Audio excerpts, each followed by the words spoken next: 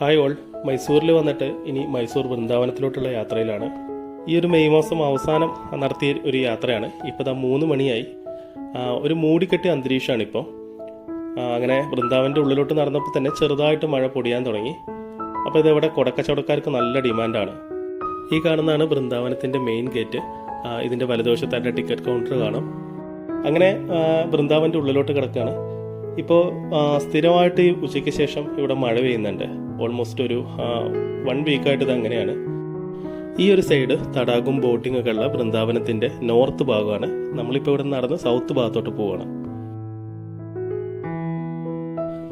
മൈസൂർ വൃന്ദാവനത്തിൽ പലരും വന്നിട്ടുണ്ടാവും, ചിലപ്പോൾ പല പ്രാവശ്യം വന്നിട്ടുണ്ടാവും.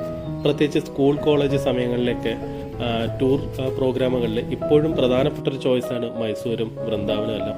നമ്മൾ വൃന്ദാവൻ എന്നാണ് പറയുന്നത്, പക്ഷേ ആക്ച്വലി ഇത് വൃന്ദാവൻ എന്നാണ് അറിയപ്പെടുന്നത്. വരുമ്പോൾ ഉണ്ടായിരുന്ന ആ ഒരു ചാറ്റൽ മഴ ഇപ്പോഴില്ല. എന്നിരുന്നാലും നല്ല രീതിയിൽ കാറ്റ് വീശുന്നുണ്ട്. അന്തരീക്ഷം ഒരു മൂടിക്കെട്ടിയ അവസ്ഥയിലാണ്. എപ്പോൾ വേണമെങ്കിൽ മഴ പെയ്യാം എന്നുള്ളൊരു കണ്ടീഷനിലാണ്. അതുകൊണ്ട് തന്നെ വിസിറ്റ് ചെയ്യാനൊക്കെ നല്ല സുഖമുള്ളൊരു ക്ലൈമറ്റ് ആയിരുന്നു. കാവേരി നദിക്ക് കുറുകെ പണിത കൃഷ്ണരാജസാഗര ഡാം അഥവാ KRS ഡാമാണ് നേരെ ഫ്രണ്ടിലായിട്ട് കാണുന്നത്. അതുകൊണ്ട് തന്നെ ഇതിൻ്റെ താഴ്വാരങ്ങളിലുള്ള ഈ ഒരു വൃന്ദാവൻ ഗാർഡൻ മുൻകാലങ്ങളിൽ കൃഷ്ണരാജേന്ദ്ര ടെറസ് ഗാർഡൻ എന്നായിരുന്നു അറിയപ്പെട്ടിരുന്നത്. ഈ ഭാഗത്തെ പ്രധാന അട്രാക്ഷനാണ് വാട്ടർ ഫൗണ്ടൻസ്. പ്രത്യേകിച്ച് ഈവനിങ്ങിൽ ലൈറ്റ് ഷോ നടക്കുമ്പോൾ ഇവിടുത്തെ ഈ ഒരു വാട്ടർ ഫൗണ്ടൻ കാണാൻ ഒരു പ്രത്യേക ഭംഗിയാണ്.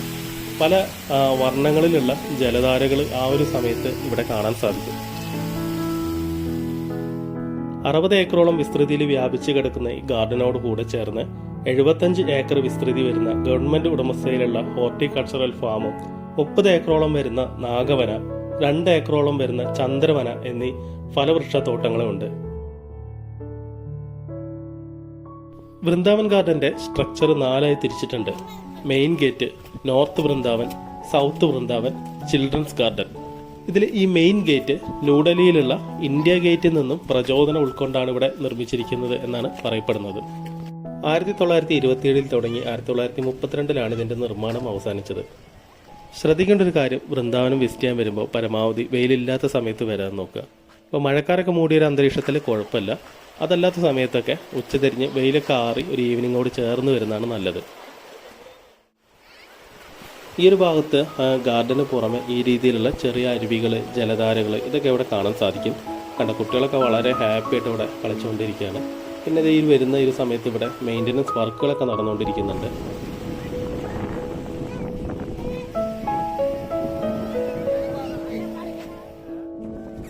വിശാലമായ പടുകൂറ്റൻ ടെറസ് ഗാർഡനുകളാണ് ഇവിടുത്തെ മെയിൻ അട്രാക്ഷൻ. ഇതിന് പുറമെ ഇതിൻ്റെ ഏറ്റവും ഇടതുവശത്തായിട്ട് ചിൽഡ്രൻസ് പാർക്കും ഉണ്ട്. ഈ ഉദ്യാനത്തെ ഏറ്റവും കൂടുതൽ മനോഹരമാക്കുന്നത് ബോഗൺവില്ല, അലമണ്ട, മധ്യഭാഗത്തായിട്ട് കാണുന്ന സൈപ്രസ് വിഭാഗത്തിൽപ്പെടുന്ന ചെടികൾ ഇവയൊക്കെയാണ്. ഇതല്ലാതെ മറ്റ് അപൂർവ ഇനത്തിൽപ്പെട്ടതും സാധാരണ കാണുന്നതുമായ പലതരത്തിലുള്ള ചെടികളും പൂക്കളും എല്ലാം ഇവിടെ കാണാം. അപ്പോൾ ഇതിങ്ങനെ കണ്ടുകൊണ്ടിരിക്കുമ്പോൾ തന്നെ ഇവിടെ കാണാം അന്തരീക്ഷത്തിന് ചെറിയ മാറ്റമുണ്ട്.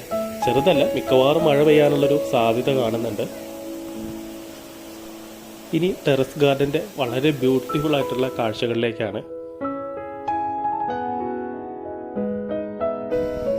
പച്ചപ്പുകളും പല വർണ്ണത്തിലുള്ള പൂക്കളുകളുടെയും ചെടികളുടെയും എല്ലാം ഒരു ഇടകലർന്ന ശേഖരമാണ് നമുക്കിവിടെ കാണാൻ സാധിക്കുക.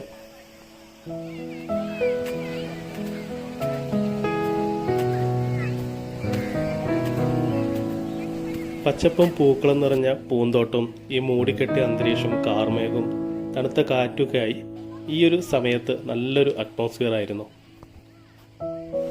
മനോഹരമായിട്ടുള്ള പുൽത്തകടികൾ, പല വർണ്ണങ്ങളിലുള്ള പൂക്കൾ, പൂമെത്തകൾ, പുഷ്പവേലികൾ, അങ്ങനെ ഇവിടുത്തെ കാഴ്ചകൾ വളരെ കളർഫുള്ളാണ്. ഇനി ഇവിടുത്തെ സ്റ്റെപ്പുകൾ കയറി മട്ടുപ്പാവ് പോലെ തോന്നിക്കുന്ന ഈ ഒരു ഭാഗത്ത് വന്നു. ഇതിനകത്തെ കാഴ്ചകളാണിത്. മഹാരാജാവായിരുന്ന കൃഷ്ണരാജ വടയാറിന്റെ പ്രതിമയാണിത്. അദ്ദേഹത്തിന്റെ ഭരണകാലത്താണ് ഈ ഒരു മൈസൂർ വൃന്ദാവൻ ഗാർഡൻ നിർമ്മിക്കപ്പെട്ടിട്ടുള്ളത്. കാശ്മീരിലെ ഷാലിമാർ ഗാർഡനിൽ നിന്നും പ്രചോദനം ഉൾക്കൊണ്ടാണ് ഈ വൃന്ദാവൻ ഗാർഡൻ നിർമ്മിച്ചിരിക്കുന്നത്. മൈസൂർ ദിവാനായിരുന്ന സർ മിർസ ഇസ്മയിലാണ് ഇതിന്റെ പ്രധാന ആസൂത്രകൻ. ഈ ഒരു ഭാഗത്തും വളരെ മനോഹരമായിട്ടുള്ള ഒരുപാട് കാഴ്ചകളുണ്ട്. ഇങ്ങനെ വെട്ടിയൊതുക്കിയ ഒരുപാട് ചെടികൾ നമുക്കിതോടെ കാണാൻ സാധിക്കും. നേരത്തെ കണ്ട പൂന്തോട്ട കാഴ്ചകളിൽ നിന്ന് വ്യത്യസ്തമായിട്ട് വലിയ മരങ്ങളും അടർന്നു വീഴുന്ന പൂക്കൾ കൊഴിയുന്ന നടപ്പാതകളും പൂമരങ്ങളും ഒക്കെ ആയിട്ട് ഇവിടെ വ്യത്യസ്തമായിട്ടുള്ളൊരു ആംബിയൻസ് ആണ്.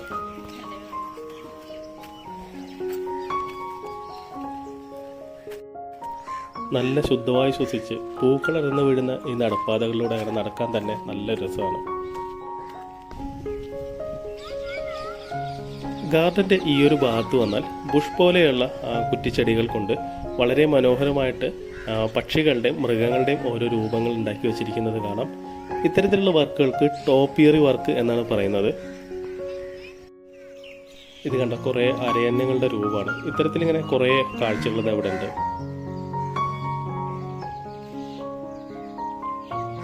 ഇവിടെ ഡാമിനോട് ചേർന്നുള്ള ഭാഗമാണ്. ഡാമിൻ്റെ ടോപ്പിലോട്ട് പോകാനുള്ള ഒരു സ്റ്റേഴ്സ് ഒക്കെ ഇവിടെ കാണാം. പക്ഷേ അങ്ങോട്ട് പ്രവേശനമല്ല. അതുപോലെ തന്നെ സർട്ടൻ പോയിന്റിന് അപ്പുറത്തോട്ട് ഇവിടേക്ക് നമുക്ക് പ്രവേശിക്കാൻ സാധിക്കില്ല. പിന്നെ ഈ പോലീസ് ചെക്ക് പോസ്റ്റ് കാണുന്ന ഭാഗത്തിന് അപ്പുറത്തോട്ടും പ്രവേശനമല്ല. ഈ കാണുന്നത് ശ്രീകാവേരി പ്രതിഷ്ഠയാണ്. ഇവിടെ ആളുകൾ വന്ന് പ്രാർത്ഥിക്കുന്നതെല്ലാം കാണാം. ഇതിൻ്റെ ഫ്രണ്ട് ഭാഗത്തുള്ള ആ ഒരു ഫൗണ്ടൈനൊക്കെ ചേർന്നിട്ടുള്ള ഒരു സർക്കിളിനെ കാവേരമ്മ സർക്കിൾ എന്നാണ് അറിയപ്പെടുന്നത്. അപ്പം ഇതാണ് കാവേരമ്മ സർക്കിൾ എന്നറിയപ്പെടുന്ന ഭാഗം. അപ്പോൾ പെട്ടെന്നാണ് മഴ വന്ന് ഇത്രയും സമയം മഴക്കാർ മൂടി നിൽക്കുകയായിരുന്നു. ഇതിപ്പോൾ കുറേ നേരമായിട്ട് പെയ്തുകൊണ്ടേയിരിക്കുകയാണ്. വൃന്ദാവനത്തിൽ ഈ തകർത്ത് പെയ്യുന്ന മഴയുടെ ആ ഒരു ഭംഗിയും ഇവിടുത്തെ നോർത്തേൺ ഭാഗത്തിൻ്റെ കാഴ്ചകളും മ്യൂസിക് ലേഷും ഒക്കെ ചേർത്ത് ഞാനൊരു വേറൊരു വീഡിയോ ചെയ്തിട്ടുണ്ട്. അപ്പോൾ ഞാനതിവിടെ ഐ ബട്ടണിൽ കൊടുക്കാം. ഏകദേശം 3/4 മണിക്കൂറോളം നിർത്താതെ പെയ്ത മഴ ഇപ്പോൾ ഒന്ന് കുറഞ്ഞിട്ടുണ്ട്. ഇപ്പോൾ മഴ ചെറുതായിട്ട് ചാറിക്കൊണ്ടിരിക്കുകയാണ്. മഴ നനനിൽക്കുന്ന വൃന്ദാവനത്തിൻ്റെ വേറൊരു പ്രത്യേക ഭംഗിയായിരുന്നു കേട്ടോ. അപ്പോൾ ആ ഒരു കാഴ്ചകളിലോട്ട് പോവാം.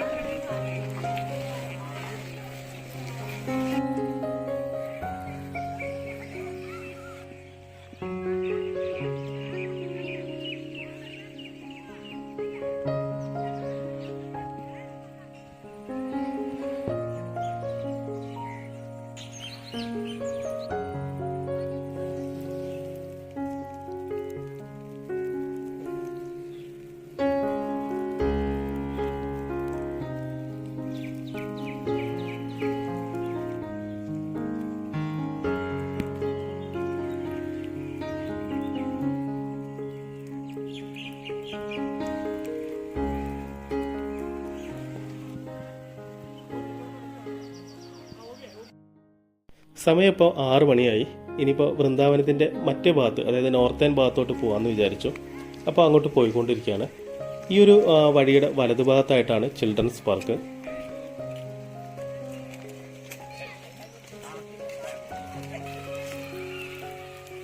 സന്ധ്യ ആവുന്നതോടുകൂടി ചിൽഡ്രൻസ് പാർക്കിലെ ലൈറ്റുകളൊക്കെ ഓണായി തുടങ്ങി. ഇവിടെ കണ്ട കുറച്ച് രസമുള്ള കാഴ്ചകളാണ്.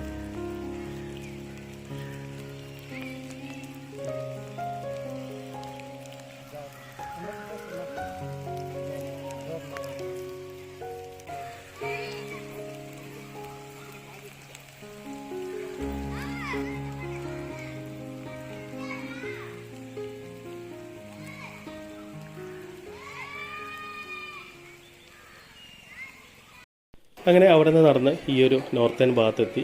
ഇവിടെ ഡാമിൻ്റെ താഴ്വാരത്തിലുള്ള തടാകത്തിൽ ബോട്ടിങ്ങിനുള്ള തിരക്കാണ്. ഇവിടെ നേരത്തെ കണ്ട ഗാർഡൻ ഭാഗത്തു നിന്ന് വ്യത്യസ്തമായിട്ട് വളരെ മനോഹരമായിട്ടുള്ള മറ്റൊരു ആംബിയൻസ് ആണ്. ഇവിടുത്തെ ആ ഒരു കാഴ്ചകളുടെ വിശദമായിട്ടുള്ളൊരു വീഡിയോ ഞാൻ ചെയ്തിട്ടുണ്ട്. അത് ഞാനിവിടെ ഐ ബട്ടണിൽ കൊടുക്കാം. അപ്പോൾ കാണാത്തവർ ഉണ്ടെങ്കിൽ ഒന്ന് കാണാം. അപ്പോൾ ഇവിടെ എല്ലാവരും കാത്തിരുന്ന് മ്യൂസിക് ലൈറ്റ് ഷോ ആരംഭിക്കുകയാണ്.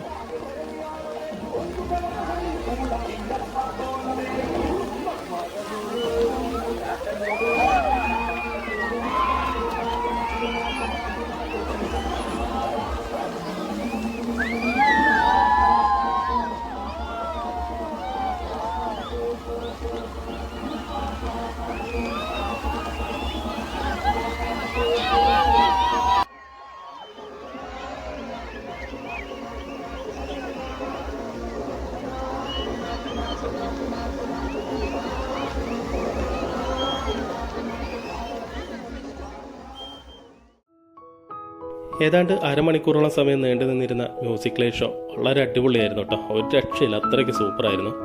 പിന്നെ ഇവിടെ കണ്ടില്ല, ആളുകളുടെ കയ്യിലെല്ലാം കൂടുതലും ഒരേ ടൈപ്പ് കുടകൾ. അതിവിടെ മഴ പെയ്തപ്പോൾ എല്ലാവരും ഇവിടുത്തെ കച്ചവടക്കാരിൽ നിന്ന് കുടകൾ വാങ്ങിച്ചു. അപ്പോൾ അങ്ങനെ ഈ ചാറ്റൽ മഴയത്ത് ഒരേ ടൈപ്പ് കുടകളായിട്ട് ഒരുപാട് ആളുകൾ, നല്ല ബ്യൂട്ടിഫുൾ ആയിട്ടുള്ളൊരു കാഴ്ചയായിരുന്നു. അപ്പോൾ ഞങ്ങൾ ഇവിടുന്ന് ഇറങ്ങാൻ നിൽക്കുകയാണ്. വീഡിയോ ഇഷ്ടപ്പെട്ട ലൈക്ക് ചെയ്യുക, ഷെയർ ചെയ്യുക, അഭിപ്രായങ്ങൾ അറിയിക്കുക. അപ്പോൾ അടുത്ത വീഡിയോയിൽ കാണാം. Thanks for watching. Bye bye.